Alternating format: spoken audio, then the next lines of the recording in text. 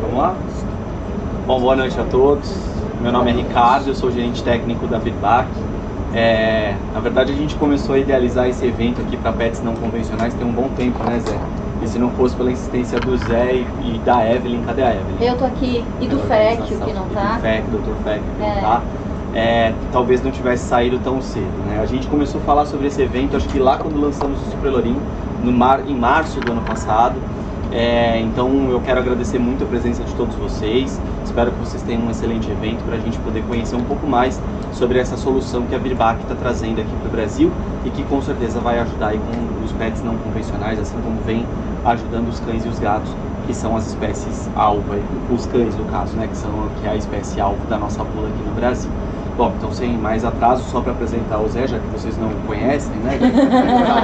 Ele é proprietário do Centro Veterinário Pet Place, diretor clínico e responsável pelo setor de anestesia e clínica de pequenos animais e pets não convencionais do mesmo centro desde 2001, médico veterinário formado pela Unip em 2000, especialização em medicina de animais selvagens pela Unisa em 2002, vínculo regular com curso de pós-graduação em animais selvagens e animais não convencionais, responsável técnico pelo canil Black Flag, autor do capítulo de dermatologia em Ferrets do Tratado Dermatológico Larson e Lucas e presidente da atual gestão da ABV Pets, além de speaker, convidado para o curso latino-americano em medicina interna e anestesiologia em pequenos mamíferos não convencionais. Nossa, então, misericórdia, deixa eu Nem precisa, né? Até parece que o cara sabe alguma coisa, né? Vai.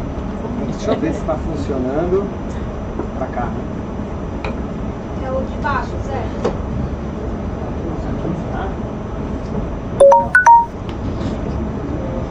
Ixi, ele botou a bandeira.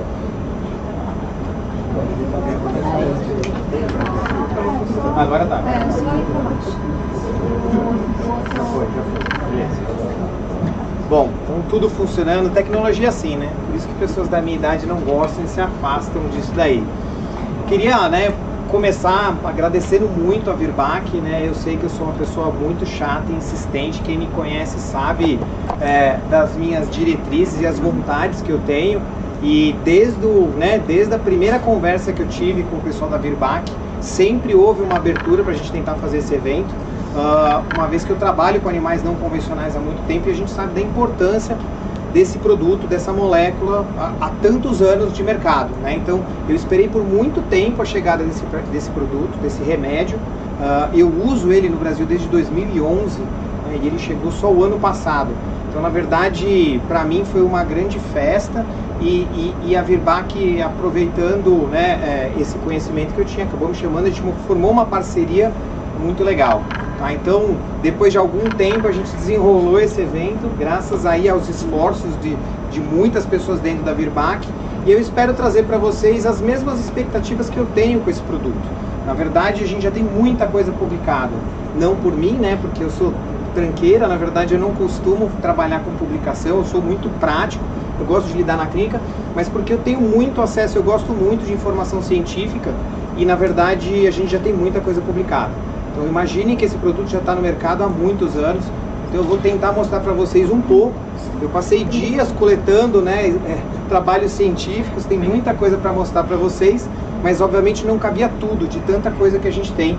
Para vocês terem uma ideia, o Super Lorim, ele tem mais de 300 publicações se vocês procurarem no Google, então é muita coisa mesmo, e eu espero conseguir atender a todos vocês, inclusive o pessoal que está online, que trabalha com animais não convencionais, provavelmente já se deparou com algum caso onde poderia ser usado, ou vai ver o produto de alguma forma e começar a indicar esse produto para os casos que eles já passaram e tentaram tratar de outra forma, tá? Não tinha como não falar da Associação Brasileira de Medicina Veterinária em Pets Não Convencionais. Na verdade, é uma associação que acabou de se formar, a gente acabou de conseguir o CNPJ, estamos abrindo conta, né, para a gente poder começar a angariar sócios. Na verdade, essa associação também surgiu em cima, né, de muita conversa, de entender que o mercado pet, né, não convencional vem crescendo muito. Em alguns momentos a gente consegue perceber, para algumas espécies, inclusive, cresce mais do que cão e gato. E a necessidade, como vocês estão vendo aí no slide, de pontos que, na verdade, quase nunca são abordados. A gente quase nunca fala disso, mas é muito importante. Então, assim, É um mercado exponencial e isso não pode ser negligenciado. A gente tem esse processo de humanização acontecendo em cães e gatos e também acontecendo em animais não convencionais. Isso está fazendo com que esses animais fiquem cada vez mais próximos da gente e fazendo com que esses animais tenham todos os cuidados que merecem e que a gente pode oferecer como médico veterinário, tá bom? E sem dúvida nenhuma, e um dos principais motivos do abandono do poder público, né, e ignorância dos próprios conselhos, né, regionais, federais, sobre como vem crescendo a medicina veterinária nesse ponto.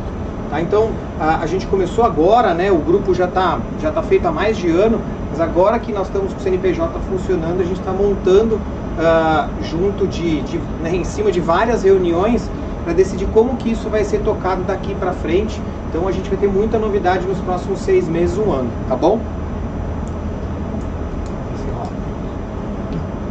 Bom, e nós estamos aqui para falar da deslorelina, né, mas obviamente a molécula, né, e patenteada e a forma de apresentação que a Virbac criou é muito inovadora, é muito fantástica. E vocês vão perceber que eu tenho uma paixão muito grande por esse produto, mas o fato é que esse remédio, né, dentro da proposta dele, né, em cães e obviamente depois gatos e outros animais, e agora nos pets não convencionais, ele é muito eficaz e vocês vão ver que é bastante seguro. Então, na verdade, eu fiz uma pequena modificação nesse lema do Suprelorin, da Virbac. Aqui vocês estão vendo que essa é a apresentação deles, porque aqui no Brasil a gente só tem bula descrita para cães, isso já não acontece em outras localidades do planeta. Então a gente tem lugares onde ele fala de cães e gatos, a gente tem lugares que a gente fala de cães, gatos e pets. Então essa bula, como a gente sabe no Brasil, ela é muito complexa de ser modificada, eles pedem muitas coisas e infelizmente, muitas vezes, principalmente para a gente que trabalha com animal não convencional, a gente trabalha off-label e em cima de trabalhos científicos, em cima de publicações, em cima de transferência de conhecimento entre os colegas. Tá? E bom, então eu fiz uma pequena modificação aqui, vocês viram que era para castração de cães e machos, promovendo sem dúvida nenhuma bem-estar e possibilidade de escolha, que a gente vai falar bastante. Então o By Me, tá? Eu fiz uma pequena modificação, então é uma alternativa segura, reversível, não cirúrgica à castração e também ao controle suprafisiológico do LH. E guardem já essa informação, porque na verdade esse é um dos pontos mais importantes quando a gente fala de animais não convencionais e que cuida do bem-estar desses animais, não só mais cães, mas de todos os outros, tá? Mantendo a possibilidade de escolha e reversibilidade, que é a proposta do produto, certo? Bom, então o que é a deslorelina? A deslorelina nada mais é que um análogo, né? Um superagonista da molécula de GnRH. O GnRH é o hormônio liberador de gonadotrofinas. Então ele está relacionado com o eixo, né, de reprodução de praticamente todos os animais que a gente conhece, certo? Quando a gente fala análogo, obviamente a gente está falando que é realmente semelhante, e porque essa molécula ela sofreu uma mutação, aí, né, uma modificação de 2 aminoácidos para ficar mais potente e bastante duradoura. E é importante que a gente lembre a diferença de agonista e antagonista.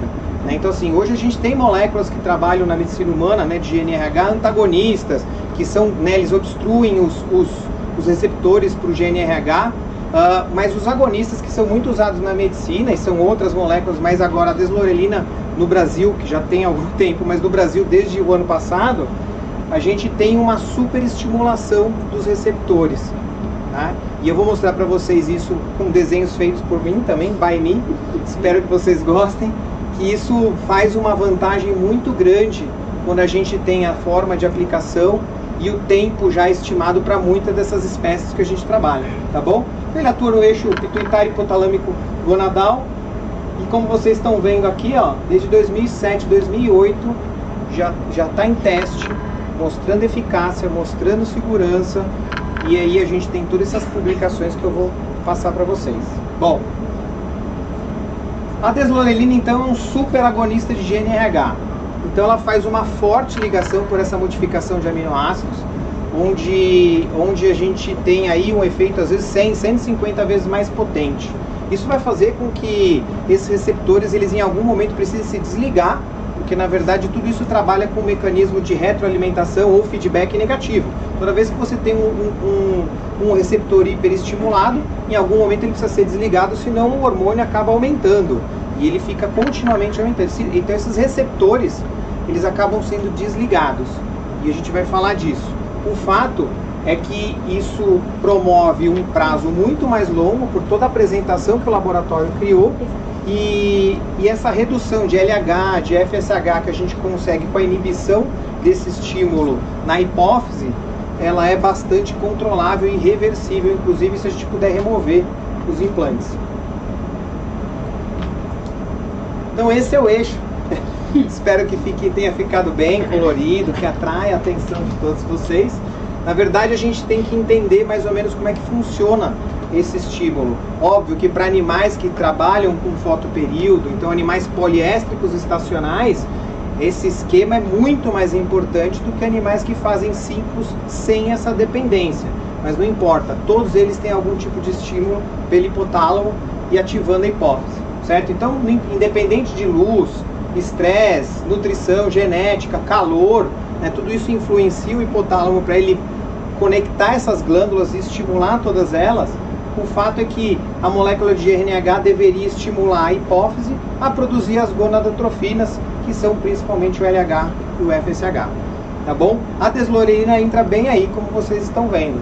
Ela é muito parecida com esse GNRH, uma pequena modificação, só que se adere a esses receptores de forma muito mais potente, fazendo com que eles sejam desligados, e aí a gente tem menos produção de LH e FSH. Tá bom? Então, a involução gonadal e a desestimulação de todos os tecidos com receptores, ela vai acontecer. Então, todos os receptores de todos os tecidos, não só os gonadais, e a gente tem muitos tecidos, cerebral, ósseo, muscular, pele, gastrointestinal, todos esses tecidos eles têm receptores para gonadotropinas, né? Então para LH e FSH. Então todos esses receptores vão ser influenciados pela diminuição do LH e do FSH.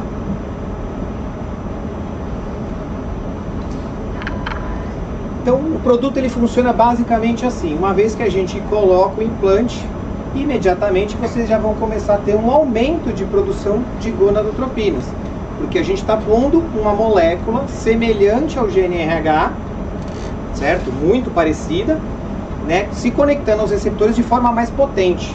Isso é o que a gente chama de flare-up, né? É uma hiperestimulação desse eixo, onde vai haver uma grande liberação de LH e de FSH.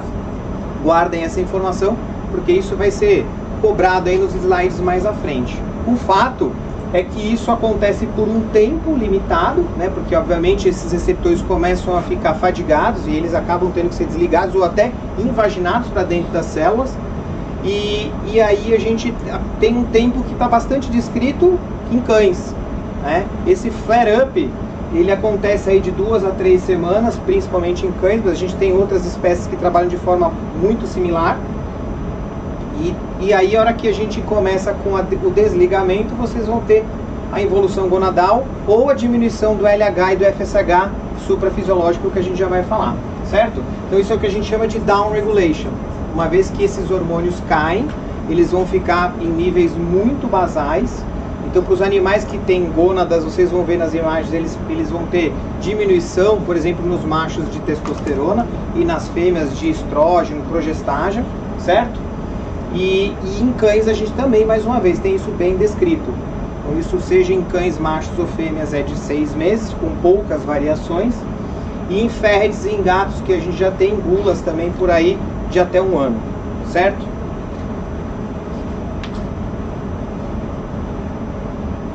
Mas por que essa castração? A gente indica bastante como classe veterinária, né? Então essas mudanças causadas pela castração são esperadas, né? Alterações comportamentais, então calma, docilidade, ausência de comportamento reprodutivo, de monta, né? Ou de brigas relacionadas à disputa de fêmeas ou disputas de territórios, alterações físicas, né? Então algumas espécies, inclusive quando são castradas muito precocemente, são maiores. Você pega, por exemplo, felinos castrados muito jovens, eles ficam maiores, justamente porque, na verdade, quando na puberdade entra a testosterona, os hormônios femininos, o GH começa a diminuir. Então, se a gente posterga a entrada desses hormônios sexuais, esses animais acabam tendo mais tempo com GH e ficam maiores. Então, é muito complexo essa parte de endócrino. Eu brinco que na classe veterinária a gente já não gosta muito de conversar sobre endocrinologia, E quando a gente conversa com animais, com os veterinários que trabalham com animais não convencionais, isso parece mais frustrante, né? Mais complicado. O fato é que assim, a proporção de massa muscular, de gordura também fica modificada. Animais que sofrem castração, eles acabam tendo diminuição de massa muscular e aumento de gordura corporal, tá? Então a gente tem os prós e os contras dessas castrações, né, que quase nunca se falou da medicina veterinária e hoje é um tema bastante discutido, principalmente na medicina veterinária de cães e de gatos. Então assim, a gente não pode desvalidar esse processo, porque ele é muito importante, principalmente para controle populacional. É o método mais eficaz ainda no momento, que já é amplamente praticado no mundo todo, tá? E ele diminui, sem dúvida nenhuma, alguns problemas comportamentais e diminui alguns problemas clínicos que né, a gente deseja como médico veterinário, e é por isso que a gente indica a castração, tá? Mas a gente tem alguns contras que sempre foram negligenciados, ou a gente não falava, ou a gente não sabia, né? E esses contras, eles são pesados também. Então, na verdade, eu acho que a gente deveria não deixar de fazer o procedimento, mas, obviamente, de entender que tudo que a gente toma de medida, seja dando um remédio ou promovendo uma cirurgia, a gente está fazendo algum tipo de mudança naquele indivíduo, certo? Então, assim, não deixa de ser a castração em si cirúrgica, né? Um procedimento invasivo, né? Então, a gente normalmente, seja por videocirurgia ou por cirurgia aberta, a gente acaba tendo que entrar, né, adentrar cavidades, remover glândulas, gônadas, certo? E isso envolve algum risco, seja ele cirúrgico, anestésico, mesmo que hoje muito minimizado pela capacitação técnica que a gente tem na área, sem dúvida nenhuma.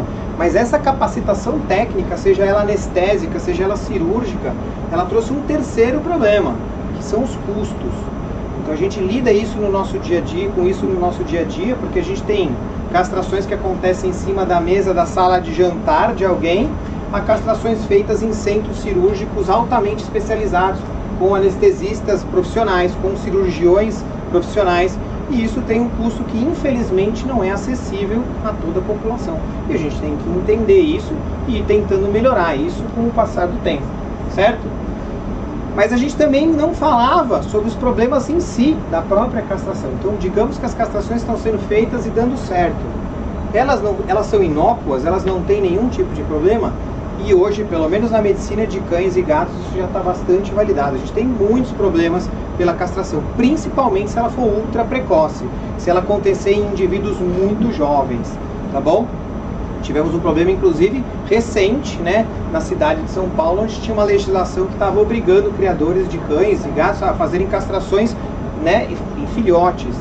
E isso é um problema que foi por falta de discussão técnica em cima da nossa área. Então veja a importância da medicina veterinária também adentrar a política. O fato é que essa lei foi revertida, vai ser novamente discutida por conta dos absurdos de uma castração ultra precoce, né, em animais filhotes ou jovens.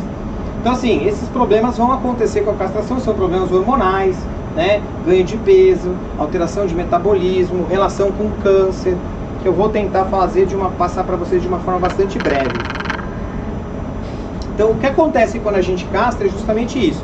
Então aqui vocês estão vendo à esquerda, né, um desenho do que seria esse eixo de um animal inteiro, com gônadas, certo? Então o eixo ele funciona todo ele com retroalimentação, então feedback negativo.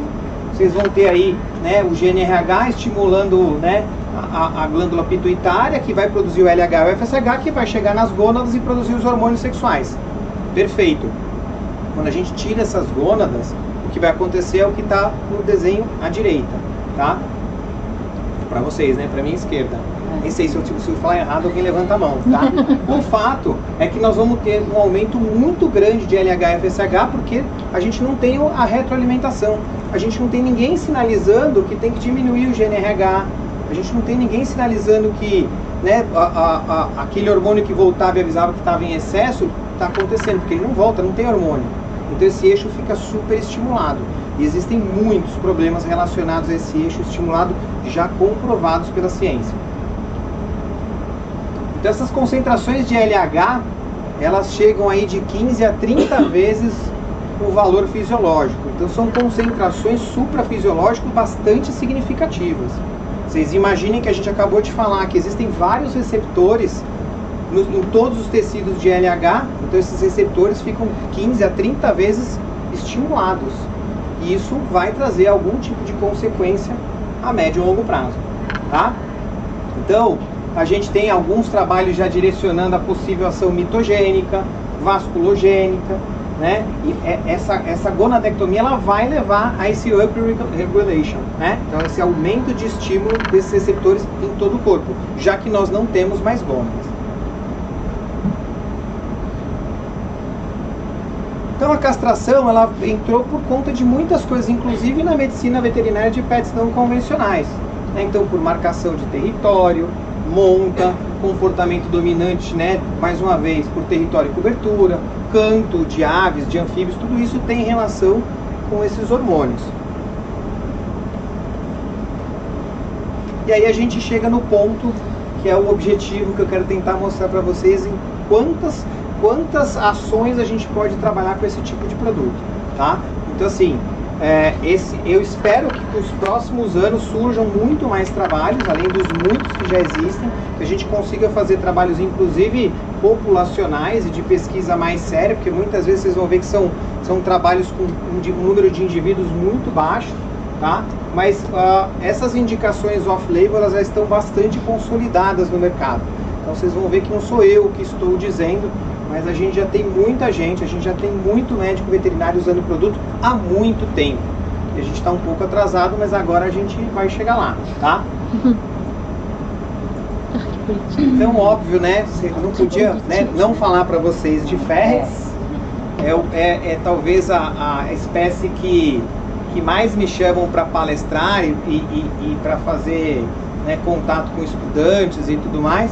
O fato é que assim, a gente tem essa indicação para os ferrets, inclusive já em bula em outros países, mas a gente tem indicação em pequenos mamíferos, grandes mamíferos, aves, e a gente tem muita discussão ainda, principalmente em répteis e peixes, como vocês vão ver, certo? O mais legal de tudo, e é por isso que eu gosto demais desse produto, é que em todos esses trabalhos a gente não encontrou nada que contraindicasse não só o uso, mas a tentativa de uso. O produto é muito, mas é muito seguro, como vocês vão ver por aí. E isso faz com que a gente tenha mais tranquilidade no sentido de tentar, às vezes, coisas novas, além disso que a gente já tem no mercado.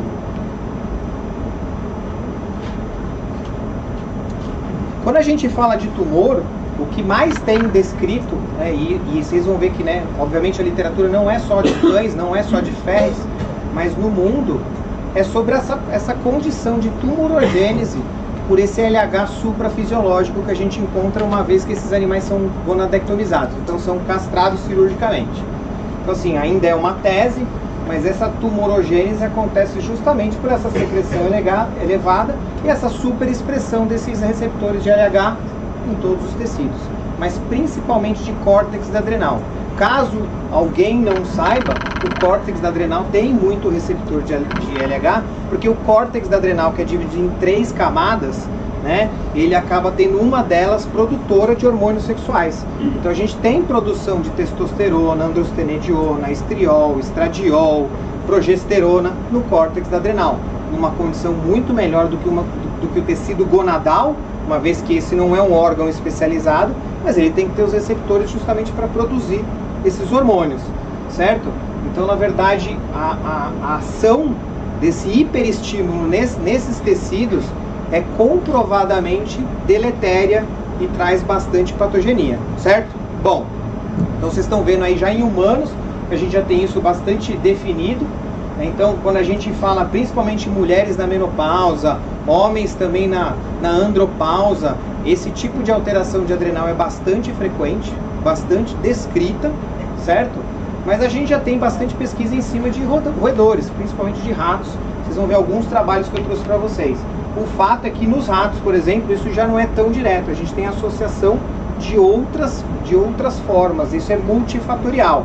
Então, seja dieta, obesidade, o próprio LH e outros fatores, mas a tumorogênese de adrenal nos ratos também tem relação, assim como tem a de ferret e assim como tem nos seres humanos. Eu vou começar por ferrets, daí eu dou uma relaxada, é um assunto que eu estou muito acostumado, vocês vão ver que eu deixo de ficar nervoso, a gente já começa a brincar mais. O fato é que assim, esses bichos eles têm uma doença bastante descrita, e eu brinco que a gente não pode chamar ela de Cushing, né? Em todas as minhas aulas dos últimos 18 anos eu repito isso intensamente, mesmo assim às vezes eu ainda escuto um ou outro colega falando de forma inadequada. Os FETs eles não fazem hiperadrenocorticismo, hiperadrenocorticalismo ou síndrome de Cushing. Por quê? Porque na verdade neles o problema é exatamente esse que a gente veio conversar aqui. É um hiperestímulo de uma das camadas da córtex, da adrenal, que faz a produção desses hormônios, né? Todos os hormônios sexuais, todos, independente se for macho ou se for fêmea.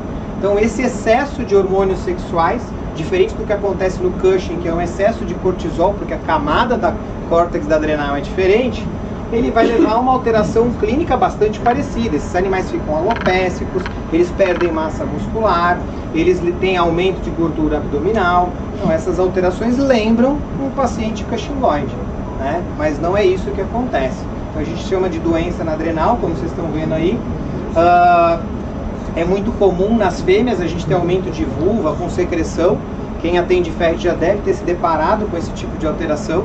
Isso obviamente só acontece nas fêmeas, assim como as alterações prostáticas só acontecem nos machos, certo? Então é muito importante que a gente entenda que algumas condições precisam ser muito averiguadas. Principalmente a da próstata nos machos, então não existe a gente avaliar um FET macho acima de 2, 3 anos de idade sem avaliação prostática, né? E a gente não tem como não avaliar anemia em todos esses animais, sejam machos ou fêmeas, mas principalmente nas fêmeas. Porque se o estrógeno tiver aumentado, o hiperestrogenismo nessa espécie causa hipoplasia e aplasia de medula.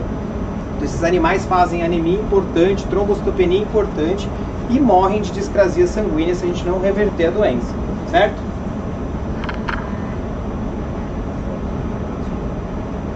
Bom, dito isso, e aí mais uma vez eu brinco que eu gosto de dar as minhas aulas falando o que eu faço na clínica onde eu trabalho, mas eu trouxe para vocês o que a gente tem postado de forma internacional, que é o objetivo e que é para vocês entenderem a importância do que já está sendo feito fora do Brasil, certo? Então assim, em muitos países pelo mundo, mas principalmente a Europa e América do Norte, né, Estados Unidos, Canadá, a gente já usa o suprelorin, então a deslorelina nesses animais, esses implantes, de forma preventiva. Então até o ano passado, pela baixa quantidade de implantes que a gente tinha disponível no país, eu selecionava os meus casos, eu fazia com que os casos onde eu imaginasse que o resultado seria mais favorável, eu usava o suprelorin porque eu tinha poucos implantes. E na verdade a gente já sabe de algum tempo, eu diria para vocês bastante tempo, que esse produto ele pode ser usado de forma preventiva em todo o mundo. Na verdade todos os FETs deveriam ser implantados, porque todos os FETs são castrados de forma hiperprecoce, tá? Todos eles. Então a gente deveria começar a usar esses implantes e conversar sobre esses implantes, às vezes nas consultas de 1 ano e meio, de 2 anos, porque isso vai trazer muito benefício, tá? Então já foi testado, para vocês terem uma ideia, existem inclusive sites de veterinários americanos, não só trabalhos, onde eles falam que após a castração, e aí nos lugares onde esses animais são castrados mais velhos, e não com castração hiperprecoce, eles falam que fazem a castração e muitas vezes já colocam o implante, justamente por conta desse aumento suprafisiológico de LH e por conta dessa doença ser a segunda doença mais comum na espécie. Então vejam o ganho. Eu posso falar para vocês, né, de forma bastante particular, que a minha clínica sempre operou muitos FETs. A gente operava uma quantidade bastante elevada. Às vezes a gente fazia mais cirurgias de FET do que de cães na clínica. E uma vez que eu comecei a trabalhar com o suprelorin, isso caiu muito. Então esses animais deixaram de fazer oncogênese, né, de fazer tumorogênese de córtex de adrenal por conta do uso dos implantes, e isso é bastante significativo quando a gente fala de medicina preventiva e quando a gente fala de técnicas mais modernas e comprovadas, tá bom? Bom, curativo nem se fala, então também eu já uso desde 2011, mas já se usa desde antes disso. Então esses animais que têm hiperplasias, adrenalites, então que é o início da doença da córtex adrenal, a gente já consegue colocar o implante e reverter esse processo.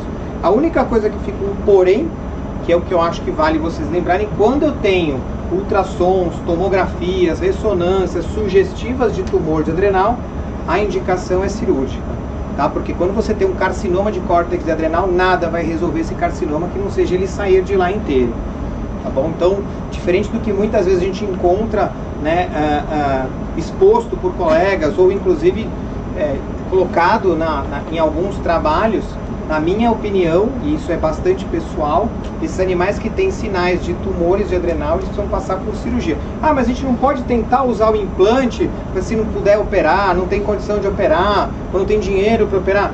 Ah, é possível, mas a taxa de sucesso em cima disso fica muito baixa por vários motivos. Primeiro que os carcinomas são altamente modificados, então os receptores são diferentes, eles crescem por conta, eles não são totalmente dependentes dos hormônios sexuais e nem do LH, tá bom?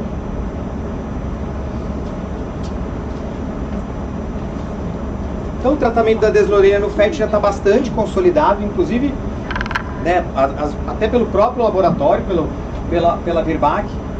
Esses bichos eles têm melhoras aí dos sintomas em 20, 30 dias. Já tive animais que levaram mais tempo, já tive animais que levaram menos tempo, tá? Eu costumo, isso é meu, fazer controles ultrassonográficos com 60 dias, com 6 meses e com 1 ano, porque daí a gente controla essas adrenais e uma vez que elas começam a aumentar ou mudar de aspecto no ultrassom, a gente já pode, sem dúvida nenhuma, fazer a indicação de um novo implante.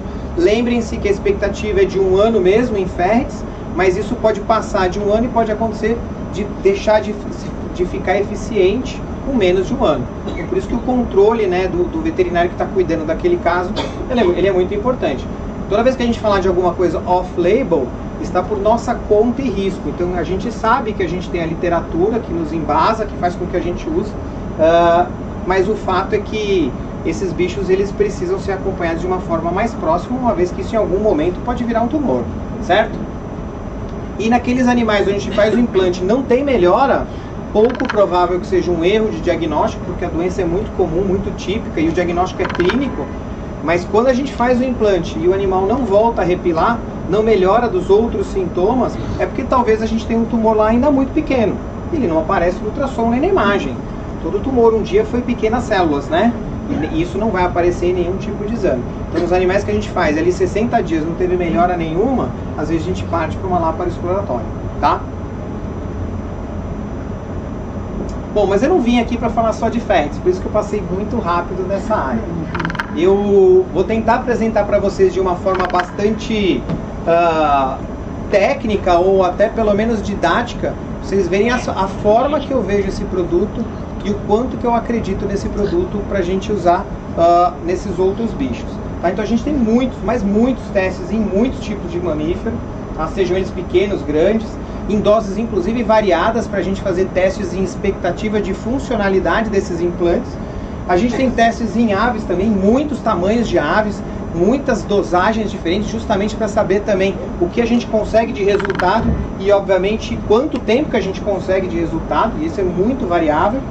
E a gente tem alguns testes em peixes e em répteis que ainda estão muito relacionados com a segurança, mas por conta dos vários tipos de molécula de GNRH, a gente tem vários tipos, né? Tem tipo 1, tipo 2, tipo 3, a gente tem o FSH que não é tão dependente de algum desses tipos, então assim, por conta disso, os resultados em répteis, em peixes, eles são, quanto à eficácia, muito favoráveis, mas o seu uso e a apresentação clínica desses implantes, ela traz muita dúvida e ainda precisa ser muito estudado.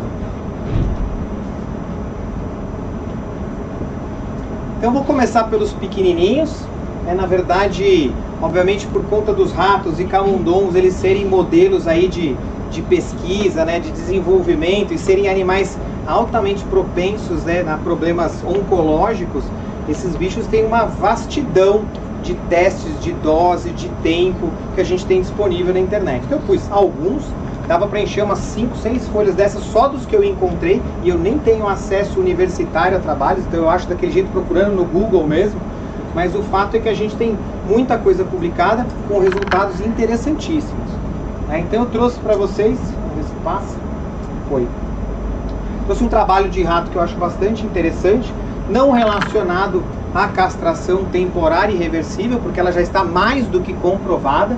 Então entendam, se a gente colocar nos ratos, eles ficam, né, inférteis por um tempo, um longo tempo, e nas ratas também, mas eu trouxe algo que a gente precisa começar a ver e, na verdade, produzir trabalho em cima disso, que é o uso, inclusive, para a parte oncológica, né? Então, nesse primeiro trabalho aí, vocês estão vendo aí que foi testado em ratos com câncer de mama, e todos sabemos que os tumores de mama têm receptores para hormônios sexuais. Na verdade, alguns tumores são produtores de hormônios, né? E a gente, num trabalho simples, que na verdade estatisticamente não trouxe nenhum resultado tão favorável e interessante, a gente vê aí que o grupo placebo, né, 10 ratos, dos 10 ratos, 5 desenvolveram outro tipo de tumor. Em contrapartida, no grupo com deslorelina, eles tiveram menos ratos. Tá? Então o grupo com deslorelina teve um menor número, porque se eu não me engano foram 3 só. Então, assim, estatisticamente isso é bem ruim, né? Mas será que para aqueles 2 pacientes, um paciente que eu evitar uma recidiva ou postergar a recidiva, ainda mais para um animal que vive muito pouco tempo, isso não traz algum benefício? Então eu digo, mais uma vez, um produto 100% seguro, um produto que mostrou já em trabalhos que os resultados são interessantes, mas que precisam ser melhores explorados. Será que agora que a gente tem o produto disponível no Brasil, a gente não pode começar a usar? E aí eu coloquei ao lado um trabalho humano para vocês entenderem como os superanálogos, né, os superagonistas de GNRH já estão sendo usados, inclusive na medicina humana. Tá? Então, assim, ao lado nós temos um trabalho de neoplasia em mulheres, né? Se eu não me engano, esse aqui são mulheres que estavam entrando na menopausa, então tinham um LH super alto. Então, além de fazer o tratamento indicado para esse tumor de mama, eles fazem o bloqueio dos hormônios sexuais e bloqueio principalmente do LH, já que essa pessoa está entrando na menopausa. Eles bloqueiam o LH, porque obviamente o tecido mamário também tem receptores para LH, e os resultados também foram favoráveis em mulheres. Não é a deslorelina, é um outro super análogo, mas que trabalha da mesma forma e que já dá um direcionamento que talvez a gente possa seguir esse caminho para um futuro não tão longínquo, tá?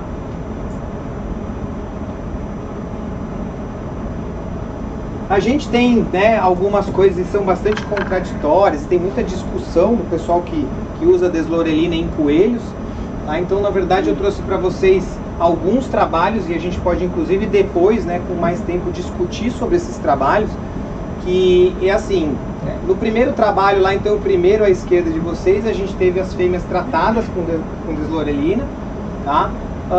E não demonstraram falha, então esses animais ficaram inférteis por um tempo.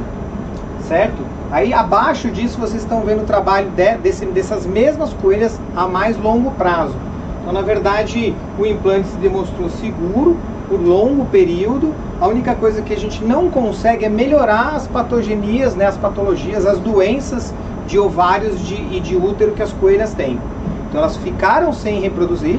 Então o objetivo de castração temporária reversível foi alcançado, mas o número de doenças de ovário, então ovário policístico, né, doenças de útero, todas elas, eles foram encontrados da mesma forma. O fato é que ele serviu para a proposta inicial, que é talvez essa castração, tá? E aqui tem um trabalho que é bastante controverso, porque ele vai contra um outro trabalho mais recente, que é essa castração também temporária e irreversível no coelho macho. Que dizem as más línguas que a deslorelina não funciona em coelhos machos. Mas esse trabalho, né, ele mostrou que esse coelho que tinha, né, prolapso de uretra, de tanto tentar reproduzir com a coelha, era causado por testosterona e comportamento sexual. E uma vez que essa deslorelina foi colocada, os níveis de testosterona caíram a níveis de animal castrado, que é esse valor que vocês estão vendo aí, de 0,1 nanograma por mililitro, tá? E por 7 meses. Uma expectativa até dentro do que eu pensaria num pequeno mamífero, tá bom? E aí com diminuição de volume testicular. Então, assim, é um trabalho que vai totalmente contra o que eu tenho aqui, que é esse aqui, que foi testado, né, em coelhos maiores, né? Então eram coelhos gigantes, mas também 4,7 miligramas. E nesses animais a supressão não aconteceu. Será que por conta do tamanho? Será que a gente tinha que avaliar por mais tempo e demorou, ficou muito tempo em flare-up e depois ia fazer um down regulation? Será que nesses animais castrados, estatisticamente, a gente tem que usar doses mais altas? A gente não sabe. Mas a gente não pode condenar o uso, como vocês vão ver mais pra frente, que eu vou mostrar doses muito variadas e com resultados aí bastante favoráveis, porque esse não deu certo e esse é mais recente, então não funciona em coelho macho. Vocês viram no anterior que funcionou. Por que no coelho anão funcionou e no gigante não funcionou? Será que a dose, o tempo, a gente precisa tentar entender isso, e quanto mais gente usar e publicar, mais fácil a gente vai chegar nas conclusões daqui a alguns anos. E aí, voltando então mais uma vez para a parte, né, de oncologia e de lesões causadas, né, por conta dos hormônios sexuais, esse trabalho ele é bastante interessante, porque aqui a gente tinha uma fêmea castrada com 5 anos de idade, né, uma coelha, com comportamento de agressão em monta. E nesse trabalho, a gente tinha um aumento de adrenal e tinha uma testosterona igual de macho. Então essa fêmea ela tinha, sem dúvida nenhuma, uma síndrome aí de masculinização por conta do excesso de testosterona, desse tumor de córtex adrenal. Deveria ser provavelmente dessa zona, né, fasciculada, e aí você tinha testosterona aumentada. Esses bichos, será que a gente não consegue bons resultados com a deslorelina? A gente não sabe. Pouco se mede hormônio, pouco se avalia coelhos nessa idade, né? Então, infelizmente ainda, a gente tem pouca coisa publicada. Mas, ó, outra vez 4,7 miligramas, que é o que a gente tem disponível no Brasil, diminuiu os níveis de testosterona por pelo menos um ano, 13 meses, tá? E foi o último teste feito. Infelizmente coelhos vivem pouco, nem sei se esse bicho, né, tinha condições ou se morreu de outras coisas. O fato é que a gente tem que discutir, inclusive, o mesmo que se discute em férteis. Será que a castração de coelhas, a castração de coelhos, a castração de ratos não pode acontecer, e a gente também pode usar a deslorelina junto com a castração para diminuir o LH? Porque na verdade, com o tempo que provavelmente vai acontecer, com o aumento desses pets, com a humanização desses pets, é que cada vez a gente castre mais esses animais. Tá certo, a gente tem que castrar cada vez mais esses animais.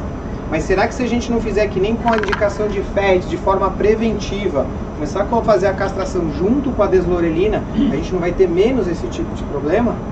Em ratos, em hamsters, é comum tumores de córtex de adrenal. E mesmo nos não castrados. Será que se a gente começar a castrar muito, ainda não vai aumentar esses valores? A gente não sabe.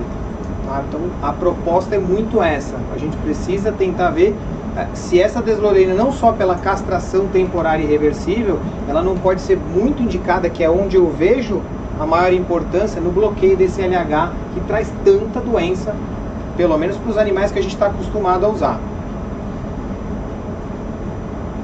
Bom, tem PDI. Eu uma vez conversei sobre essa aula com a Érica, né? A doutora Érica falou, Zé, você pôs pouco de roedores, né? De pequenos mamíferos, põe mais coisas. Eu falei, então vou dar mais uma pesquisada, né?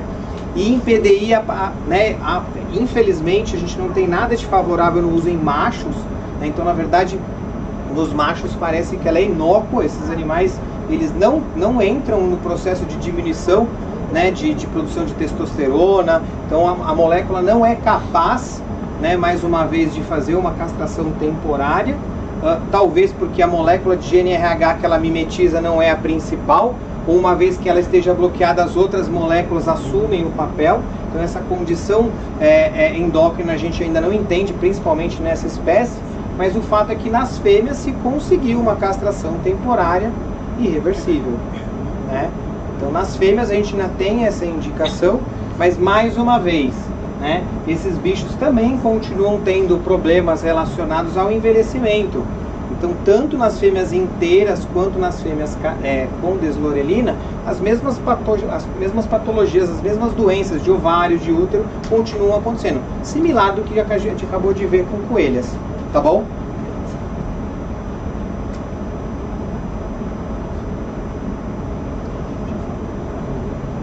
Vamos lá.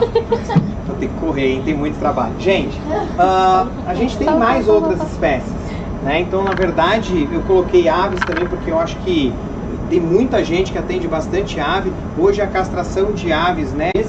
Mas o fato é que assim, já foi testada em calopsita, já foi testada em mandarim, em peru, em pombo, em codorna, em galinhas. Então a gente tem muitos testes em todas essas aves, certo? E eu selecionei um pouquinho para falar para vocês, mas de novo, não vai dar tempo, senão eu passava aqui horas conversando com o produto com vocês, tá bom? Então, em calopsitas, esse é o trabalho que, obviamente, ditou aí o uso e o tempo de funcionalidade do produto, que foi o que testou mais aves. A gente conseguiu que essas fêmeas que tinham excesso de postura, né, que são um problema comum em alguns pequenos psitacídeos, que esses bichos ficassem até 230 dias sem fazer nova postura. Isso é bastante interessante, porque se a gente for pensar que são animais poliéstricos estacionais, se a gente usar isso em primavera e verão, praticamente cobre o ano todo, e provavelmente esses animais vão passar aí os próximos anos sem fazer esse comportamento reprodutivo que é deletério para a saúde delas, tá bom? Mas tem mais, né? Então assim, eu peguei e achei mais um, esse foi recente que eu achei, com Agapornis e calopsita, tá? Então a gente também tem aves ainda menores, o uso, né? E nesse trabalho os resultados também foram 100% favorável à castração temporária e reversível, certo? Então esses animais ficaram até 330 dias sem ovipor, o que é bastante interessante, tá? A média, né, obviamente, nas calopsitas é a mesma, tá? Então a gente tem a eficácia clínica e a mesma segurança do produto sem nenhum tipo de efeito adverso. Mais aves e menores, então em mandarins, obviamente aqui era usado meio implante, então não era 4,7, mas não importa, pensem que nós estamos falando de aves de poucas gramas, ok? E todos eles colocados aí de forma ou subcutânea ou intramuscular. Depois a gente vai falar sobre as aplicações. Mas o fato é que o canto das aves ele é bastante estudado por conta da parte comportamental, relação com o cérebro e tudo mais. E aí eles usaram o mandarim, que é uma ave que se reproduz com bastante facilidade, é uma ave de baixo custo, então acho que a escolha foi bastante interessante. Mas esses bichos tiveram os níveis plasmáticos de testosterona medido, a morfologia do cérebro foi feita depois, né, nas necrópsias. Esses bichos tiveram testículos, coração, tudo avaliado. Então um trabalho bastante completo, tá? E aí a testosterona caiu significativamente. A gente teve alteração de canto nos machos, mas a gente não teve alteração de células estruturais cerebrais e isso é bastante interessante, mais uma vez, para a gente falar de segurança, independente do resultado dar certo ou não, ou a gente achar a dose adequada. O fato é que ela é uma ferramenta para suprimir essa testosterona e, mais uma vez, em animais que são bem fora do que a gente está acostumado a trabalhar de peso-alvo, tá? E aí segue. Então aqui a gente tem um trabalho com 2 perus que eram extremamente agressivos entre eles e com os tratadores. Esses bichos também tiveram implantes colocados por algum tempo, né, e esses animais diminuíram a agressividade entre eles e com os tratadores. E aí, assim, os tempos desses trabalhos são bastante variáveis. Cada 3 meses, cada 6 meses, anual, se colocam um implante, se colocam 2 implantes. O que eu queria mostrar para vocês é que, assim, conforme nós vamos testando e conforme vão saindo novos trabalhos, a gente vai vendo sempre da segurança, mas obviamente da funcionalidade em cima desse monte de espécie que a gente pode se deparar num atendimento clínico, tá?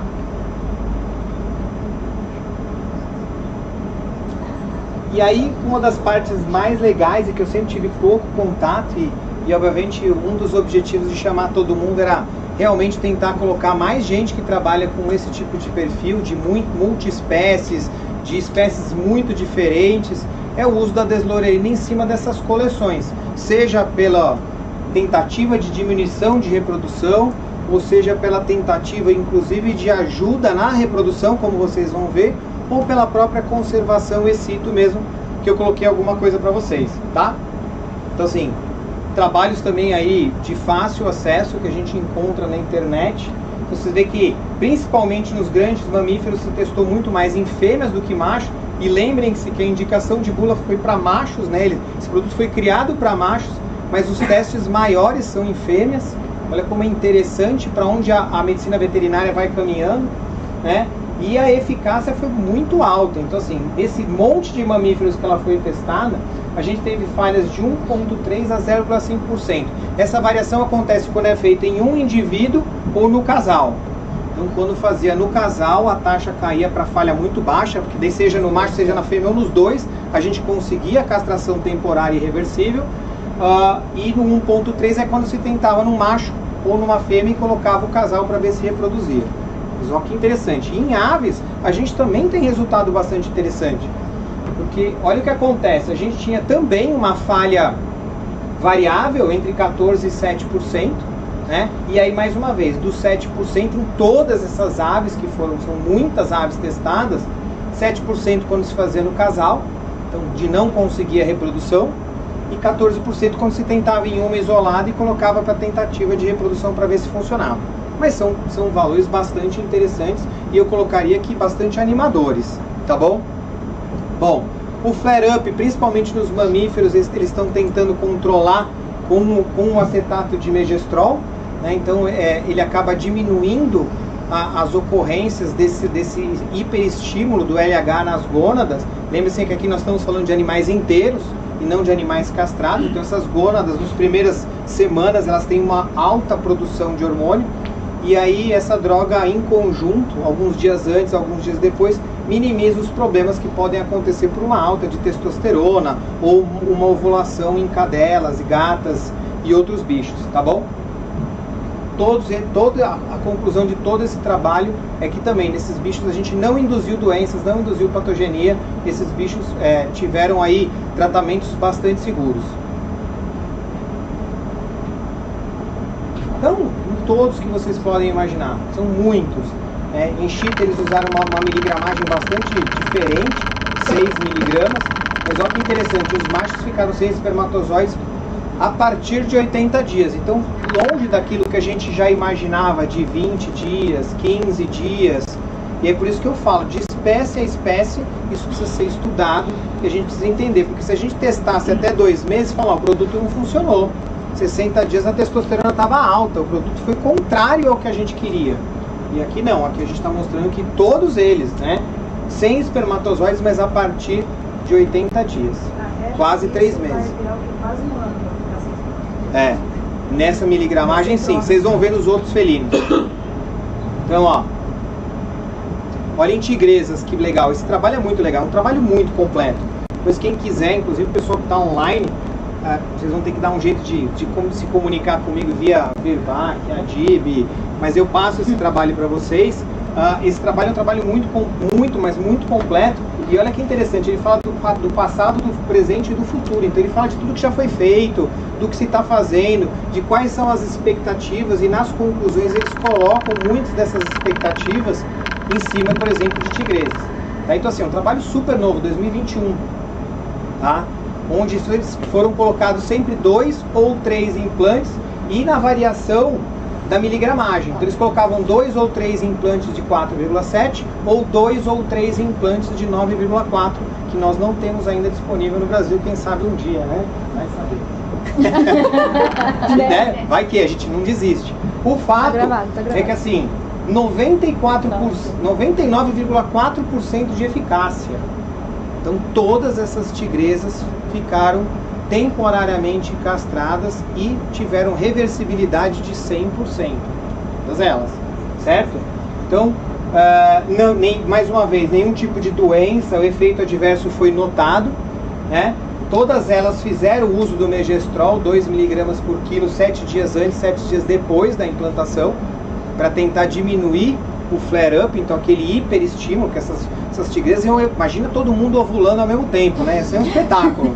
Ia morrer gente, bicho, lá no zoológico. Mas eles fizeram dessa forma, e aí a colocação de 2 implantes é suficiente para 2 meses de castração temporária nas tigresas, e de 9,4, 2 anos de castração. Então isso, inclusive, para quando a gente vai falar de manejo, anestesia o bicho, não anestesia o bicho, é bastante interessante por conta dessa miligramagem, certo?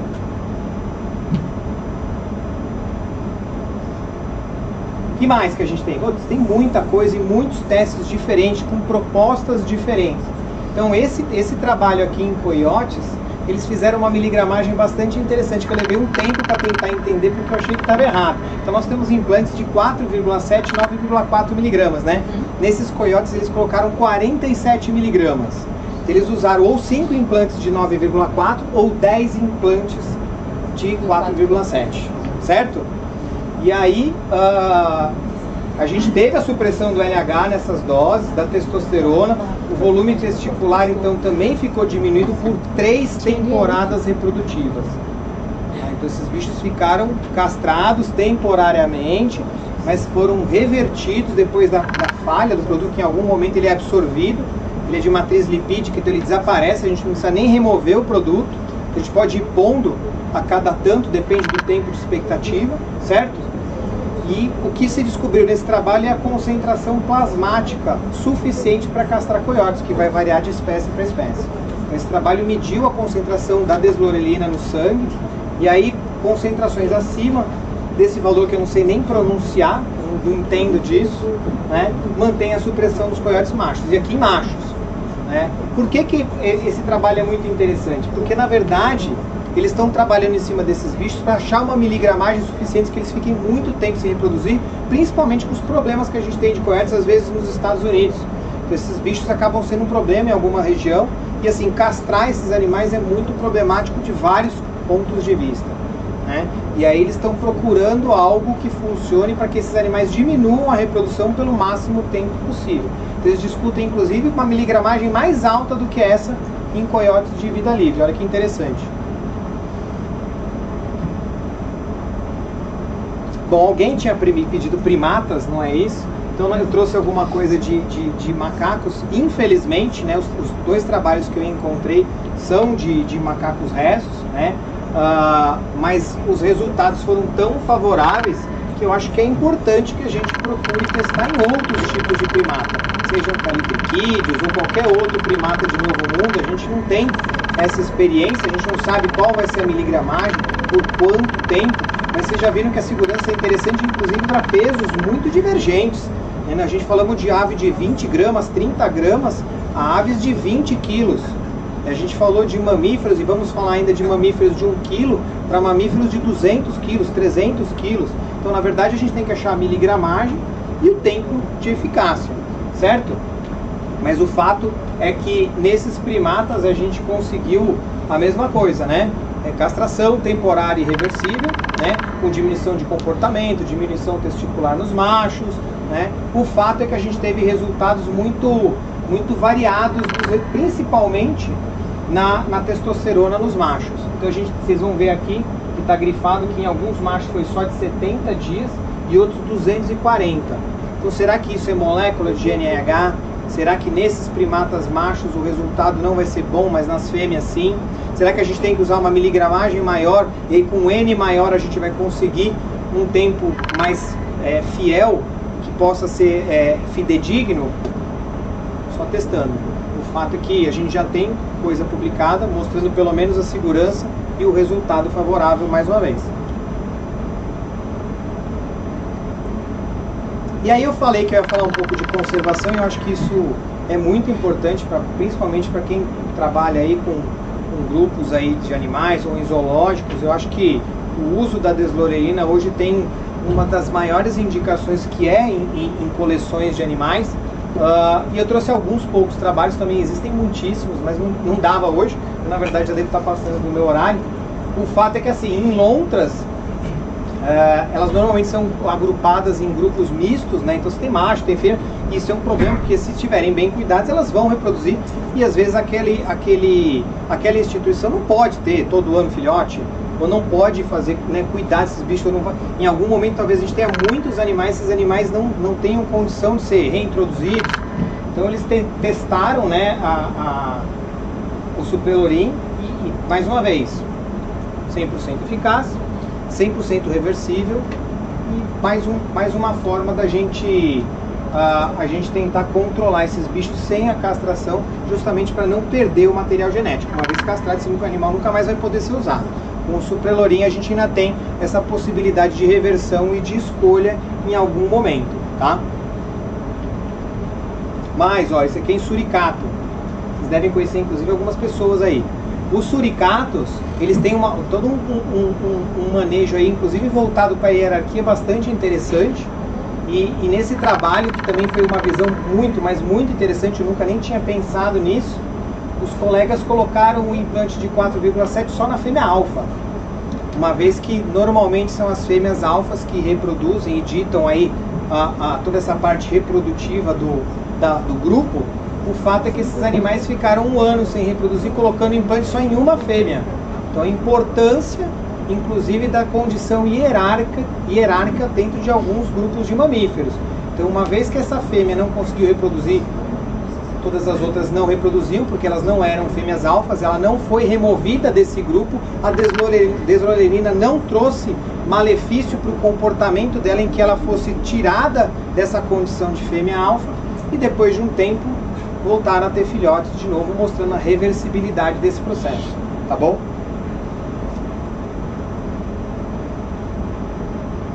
Bom, e aí em vários projetos, inclusive de conservação, né? Então, o diabo da Tasmânia é a mesma coisa. Então, o suprelorim hoje ele é usado e ele é indicado no programa Salve o Diabo da Tasmânia. Isso aí, obviamente, é traduzido em inglês. Não vou nem tentar falar isso em inglês. Não vou nem tentar, tá? Mas o fato é que a supressão do éstrogeno nas fêmeas, diferente do que acontece nos machos, que aumentou a testosterona, e aí, de novo, como será que é o flare-up desses bichos? O fato é que essas fêmeas que receberam 1 ou 2 implantes ficaram 2 temporadas sem reproduzir. Então, uma temporada com um implante e 2 temporadas de reprodução, né, reprodutivas com 2 implantes. Tá bom? E aí, outra vez, né? Um bicho que a castração talvez fosse muito problemática, porque é um bicho que realmente precisa ter um acervo aí genético, uma condição preservada sem a castração definitiva. Tem mais? Não, tem muito mais. Bom, já foi usado também, então, em pandas vermelhos. E olha que interessante, na verdade, em pandas vermelhos se conseguiu até 3 anos de castração temporária e reversível. 3 anos, tá? Então, assim, bicho ameaçado de extinção, bicho que a castração não é indicada justamente pela perda da condição genética desses poucos bichos que a gente tem. Mas não só para evitar a reprodução, dependendo do tipo de instituição que tem esse macho ou essa fêmea, muito inclusive para a gente não usar a mesma genética em muitas fêmeas. Então, vocês imaginam que você tem um macho disponível e ele começa a cruzar com todas as fêmeas. O que vai acontecer é que essas fêmeas vão ter todos filhos que vão ser filhos do mesmo pai. E a gente, com o tempo, acaba inclusive diminuindo, né, a saúde desses animais, a gente acaba diminuindo as taxas reprodutivas, porque o coeficiente de inbreeding em conservação é muito importante, é algo que muitas vezes a gente não fala dependendo da espécie.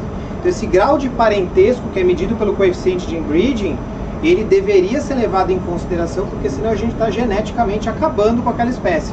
É todo mundo irmão e aí a coisa complica. Então, a introdução da deslorelina aqui foi muito, mas muito interessante, no sentido de fazer com que você escolhe inclusive as fêmeas que podem reproduzir e depois pode pegar as outras que não estavam reproduzindo e colocar com outro material genético para que a gente não tenha esse problema de endogamia ou de aumento de coeficiente de inbreeding. Muito legal esse trabalho também. E com implante de 4,7, hein? Bom, em animais maiores também, né? Na verdade isso já é usado em vacas, em cavalos já há bastante tempo, mas mesmo em animais de zoológico a gente tem resultados bastante favoráveis. Então aqui em hora que vocês veem 2 e 3 implantes de 4,7, os níveis de testosterona baixos, histopatologia testicular com inatividade sem espermatogênese, é o que a gente quer, e totalmente reversível. Tá? Então mesmo em animais grandes, a gente aumentando a miligramagem, a gente traz resultado interessante. E aí uma das coisas que é muito surpreendente e que a gente nunca pensa, né, porque o próprio produto fala em castração temporária reversível, né, segura, é o uso da deslorelina para reprodução. Então, na verdade, os superanálogos de GNRH já são usados nas mulheres para reprodução assistida já há muito tempo. A gente já tem esse uso também em grandes animais. Já temos esse uso também bastante consolidado e com resultados muito bons em pequenos animais. E agora a gente tem animais de zoo também, tá? Então a deslorelina, como vocês já viram, ela promove um flare-up, tá? E nas fêmeas ela traz inclusive ovulação, cio, muito cadenciados. Então quando você pega um animal que está em anestro, então no caso por exemplo de cadelas ou de lobas que fazem anestro, ficam sem ciclar, e você coloca uma deslorelina, ela entra quase que imediatamente num cio fértil. Então isso para esse manejo reprodutivo é muito interessante, seja por cobertura, né, natural, então você está manejando um lobo que poderia cruzar com aquela loba em algum momento, mas eles não vão poder ficar juntos, ou seja porque a gente quer fazer uma inseminação artificial. Então isso em cadelas já é bastante validado, né? Mas em lobas a gente tinha pouca coisa, né? Em coiote, em cachorro do mato, a gente não sabe, né? O fato é que assim, você pega um animal em anestro, põe a deslorelina, se tiver mais para o final do anestro, é muito comum, e esse trabalho mostra isso em lobo cinzento, que a gente tem um cio fértil. Então a gente pegou aqui, ó, 2 cobertas por monta natural, uma por inseminação, e todas tiveram filhotes, ninhadas saudáveis, tudo bonitinho. No ano seguinte colocou de novo e elas fizeram cio de novo, eles só não reproduziram, não colocaram para os machos nem inseminaram. E aí de novo, sem nenhum tipo de doença, sem nenhum tipo de efeito colateral. Então, assim, você imagina que interessante, você pode anestesiar um lobo, né, e coletar sêmen, você pode anestesiar uma loba e aí você fazer sêmen a fresco, sabendo exatamente o dia que ela vai ovular. Porque é muito certo o dia de entrada no cio e muito certo o dia de ovulação. Tá? Em cadelas, para vocês terem uma ideia, em cadelas a gente colocando supelorim, ela tiver no último terço do anestro, veja, não está nem no proestro, do anestro, elas em 5 dias, 6 dias em média elas fazem cio e com 9 dias em média elas ovulam. Fantástico para inseminação, você praticamente não precisa fazer nem teste. Tá? Resultados bem favoráveis e a gente tem isso descrito aí em lobas. Bom, a gente usa em todo mundo? Não, eu tinha que mostrar alguma coisa esquisita pra vocês, né? Senão vocês vão falar que isso era... vocês iam falar que era charlatanismo, né? Falar só funciona, nunca deu errado. Não, a gente tem alguns trabalhos que inclusive precisam de mais entendimento do que aconteceu com a molécula. Então, por exemplo, em camaleão do Iêmen, não funcionou. Né? Inclusive o tempo de flare-up, né, foi muito alto. Então será que é porque as moléculas de NRH são diferentes? Será porque o flare-up é muito longo? A gente não sabe. Né? Então a gente vai ter que estudar muito ainda em algumas espécies, principalmente réptil, anfíbio, né, peixe, como vocês vão ver, porque os resultados são divergentes do que a gente tem de expectativa. Tá? Substituiria o anastrozol, por exemplo, Entendeu? Então, entendi. É que a gente já sabia o que ela ia perguntar, né? Foi combinado. Então, na verdade, o que acontece? Um dos objetivos do uso em répteis, principalmente nas fêmeas, é tentar, né, diminuir foliculogênese e todos aqueles problemas. O fato é que os trabalhos não foram capazes de mostrar eficácia nesse caso. Mas qual é o tipo de trabalho? Então, eles testavam um ano. E aí o que acontece? Num réptil, às vezes você tem, né, anos a fio de... Então, assim, quanto que é o flare-up numa jabuti? E de qual espécie? Quanto tempo ela tem de folículo armazenado? Quanto tempo vai demorar para a gente não sabe. Então, assim, os trabalhos foram feitos dentro de meses, dentro de um ano. E isso num réptil, com certeza, não ia trazer bons resultados. Então, e o trabalho mostrou que, apesar de seguro, né, então esses bichos não tiveram nenhum tipo de problema pelo uso do remédio, isso não funcionou como eles queriam, certo? E tem mais, né? Em peixes a mesma coisa. Então a gente tem em raia de água doce, onde também a gente teve um tempo de flare-up muito alto, esses bichos ao contrário, ficavam com aumento de hormônios, e aí assim, por quê? Porque não funciona, porque o mecanismo, né, de estimulação é outro, ou porque esses bichos são de um tempo maior, a gente precisa colocar numa dose maior ou por mais tempo, esperar mais tempo, a gente não sabe, tá? Ó, tem mais raia, não sei porque a galera testou só em raia, tá? Mas aqui é outro tipo de raia, né, que é o Caunose, é a mesma coisa, o mesmo resultado.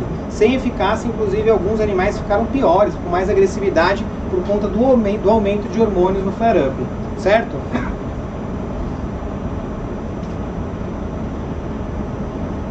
Bom. Só uma pergunta de possibilidade, acho que vai ser rápido. Você falou de peguei macho, e as fêmeas? Ovariano, Então, elas continuam tendo problemas uterinos e ovarianos, mas elas não reproduziram. Pelo menos no trabalho que a gente tem disponível. Elas não reproduziram. Ficaram junto com machos inteiros e não reproduziram. Mas os problemas ovarianos e uterinos que são comuns se mantiveram. E aí a gente não sabe se o ideal seria castrar e fazer a deslorina, se só castra mesmo. Isso acho que a gente não tem diretriz, né? Não tem guidelines para isso. Eu acho que isso ainda vai levar um tempo.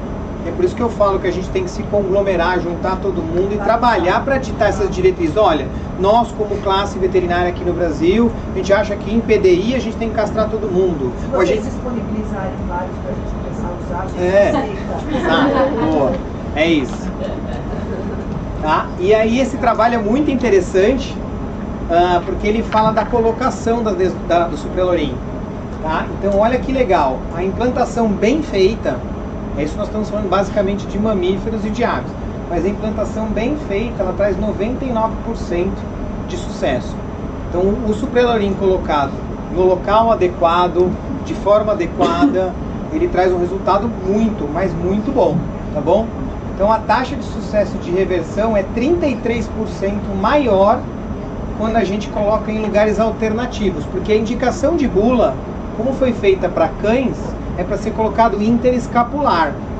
E esse local é um lugar difícil depois para remoção. A pele é muito grossa, é um lugar onde tem muita mobilidade, né? Tem muito pelo. Então o encontrar esse implante para removê-lo, ele dá um trabalho. Então se a gente for deixar o implante até ele parar de funcionar, tudo bem. Ele vai parar de funcionar 100% de sucesso. Mas se a gente for pôr o implante e precisar removê-lo, a localidade ela tem que ser diferente da indicada na bula.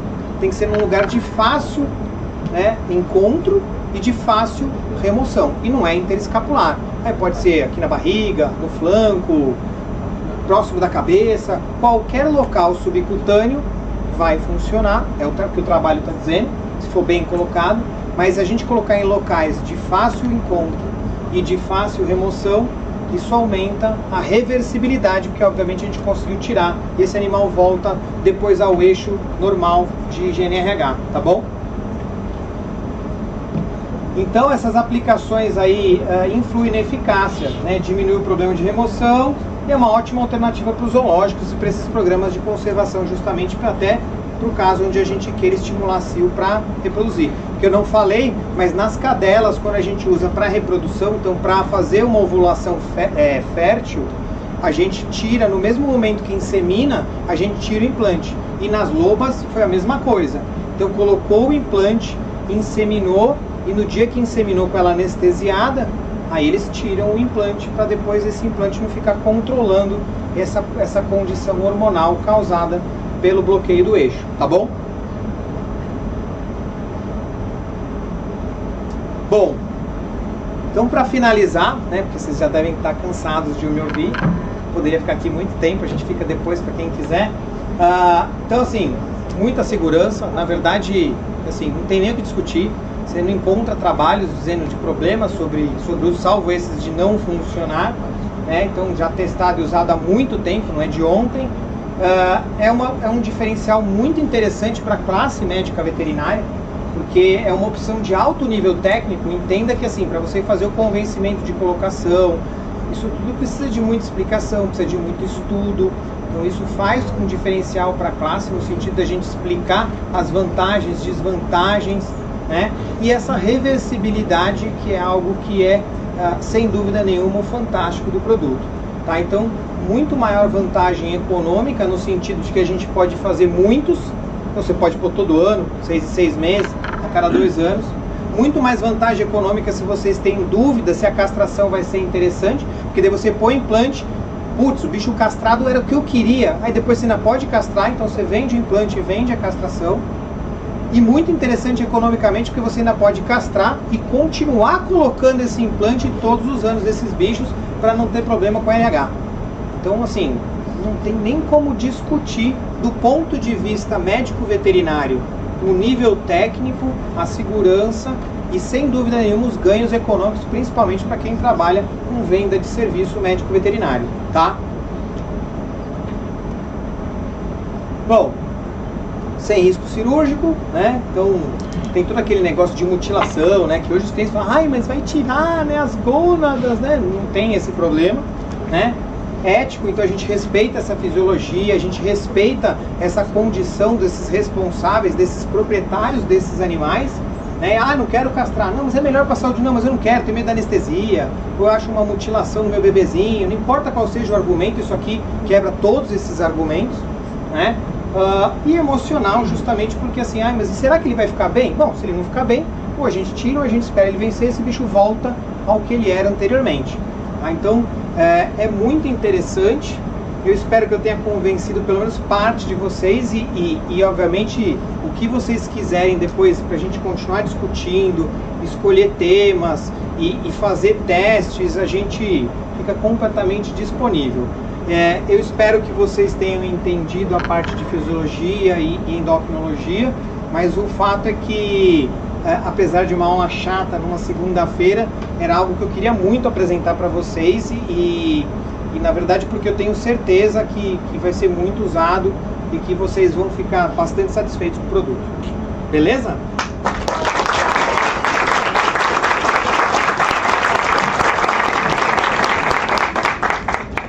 Alguém quer perguntar alguma coisa? Cansaram mesmo. Você não quer falar dos bichinhos que você já aplicou, não? Não?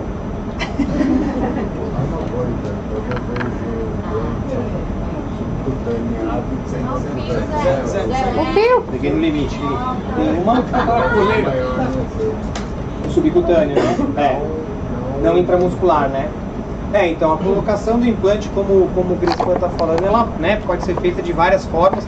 Então os primeiros trabalhos eram, pelo menos em aves, colocados de forma intramuscular, e hoje a gente já coloca de forma subcutânea, e aí na experiência dele, ele tem bastante experiência com isso, é que intramuscular ele dura menos tempo. Provavelmente por conta de, né, mais quantidade de sangue, maior temperatura corporal, né, uma série de coisas. Então assim, isso é algo que inclusive, né, de novo, deveria ser discutido em diretrizes, em guidelines. Olha, eu quero menos tempo, vamos fazer intramuscular, ou não, vamos colocar subcutâneo porque é o que dura mais tempo, e assim segue, né? Aproveitando a experiência do Crespo ali, da autoposição crônica calcífica, acho que 50, 60% reprodutivo. Tem um efeito bom com a dose baixa, um menor, né? O que a gente tem no Brasil, ali.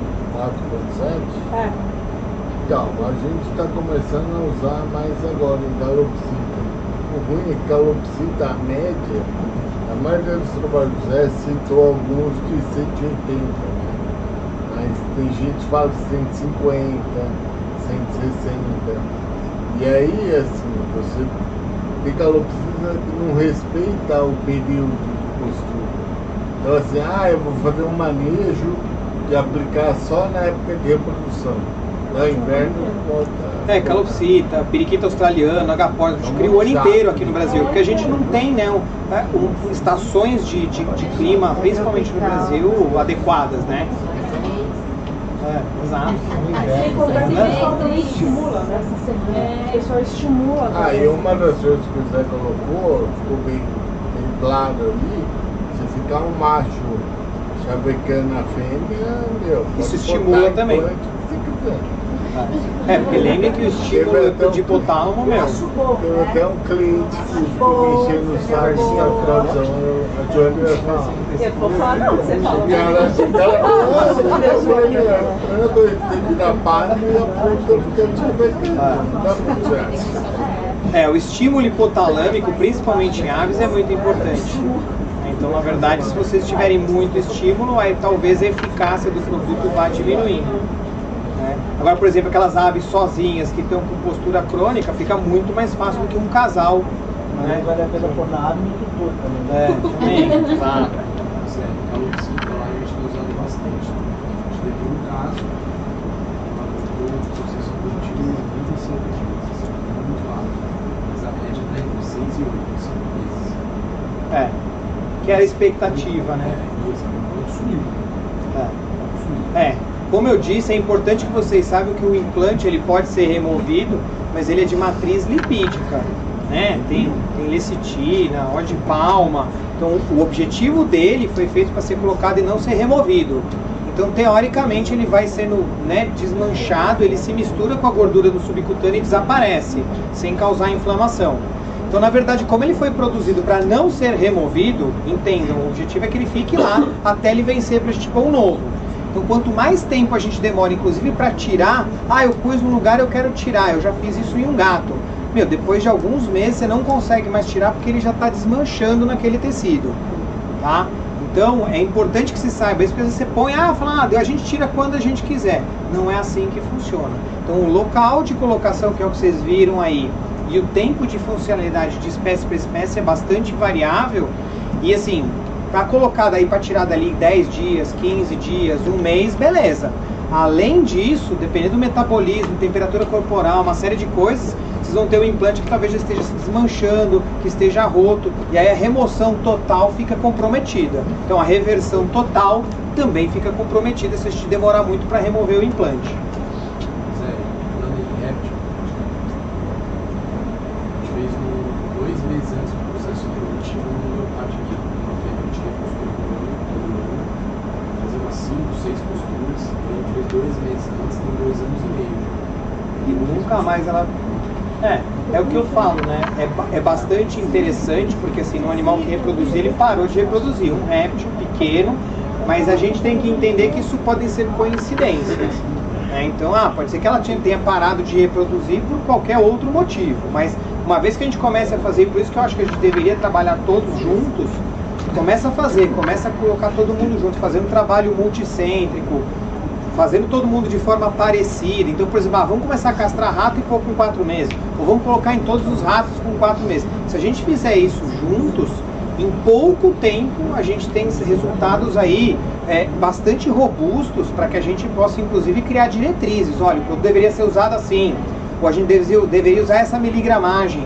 Isso não existe, porque lembre-se que isso está off-label, não está na bula.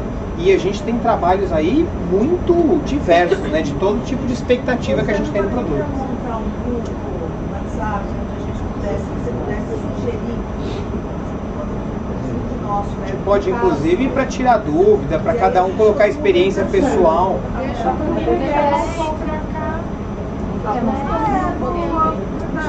Eu só não sei se eu mostro aqui ou se a gente mostra uma foto.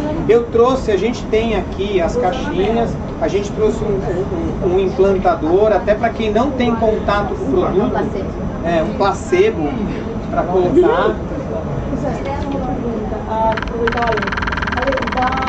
Você comentou do Gueto, né? Você fez teste de uma que já teve problemas crônicos. Você já tentou, fez em alguma que um pouco de período só, para evitar? Tipo, você fez até com, não é teste, mas assim, sem histórico de preventivo. Pronto, agora os caras vão querer ganhar pra frente, eu sabia. A gente ia chegar nesse ponto. Pra você falar.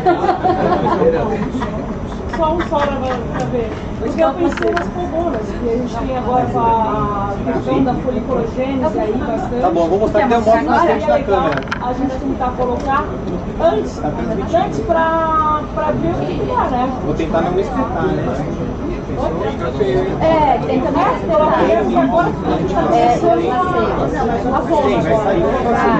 Eu vou tentar mostrar na imagem aí. Tá bom. Pessoal, eu vou aplicar na Érica o implante. E aí, na Mel. Vou aplicar o implante na Mel. Ó, gente, ele tem um aplicador que é bastante simples, então o mecanismo é muito simples e é fácil para qualquer colega aplicar, que nada mais é que uma seringa que empurra esse implante por dentro da agulha. Então o implante fica dentro, igual ao microchip, exato. Então, só que a única diferença é que a haste de plástico que tem lá dentro, estéreo, ela é um pouco diferente, mas porque você não pode encostar esse mecanismo que é contaminado no implante que vai ficar no subcutâneo.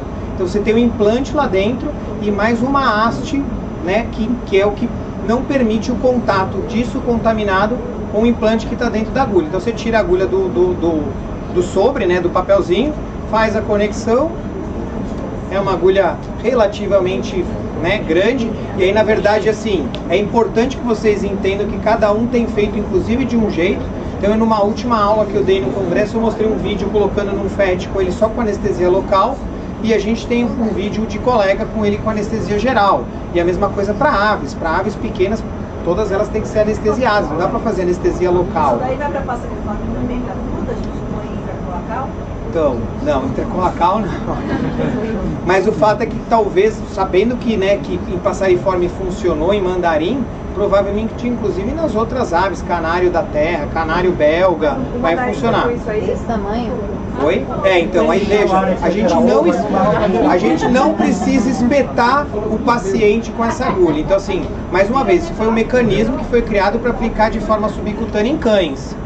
Mas alguns trabalhos, inclusive, anestesiam a ave, fazem um corte com bisturi, abrem essa pele, jogam o implante lá dentro, né, sem espetar e suturam, certo? Então isso aqui para animais maiores, sem dúvida nenhuma, a gente vai conseguir fazer a colocação. Vamos ver se vai aparecer na câmera. Não sei nem se eu estou aparecendo direito. Você pode abaixar um pouco aí. Então, obviamente, dependendo da espessura da pele, do subcutâneo, tá? Então, ó, coloca-se no subcutâneo e se empurra o mecanismo. E aí o implante fica lá. Quando a gente remove, o implante fica, e aí vocês vão ver essa haste, que é o que faz a comunicação do que é contaminado com o estéreo, tá? E o implante fica lá no subcutâneo, ele não volta pelo buraco se a gente fizer a aplicação adequada. Inclusive isso aqui, ó, ele volta, ó, então a gente consegue ver que é bastante imóvel e é por isso que o mecanismo é muito eficiente. A gente vai deixar lá fora depois para quem quiser ver. Bom? A gente tem um vídeo também, a gente Tem compartilha. vídeo também, a gente pode passar para vocês. Conseguiu, né? Beleza? A gente continua e vai conversando lá fora. Alguém quer perguntar mais alguma coisa aqui? Quer ensinar? Não? Fechou. Dá um tchau pro pessoal lá na... Tchau, gente. Obrigado. E vamos nos falando que vai dar certo.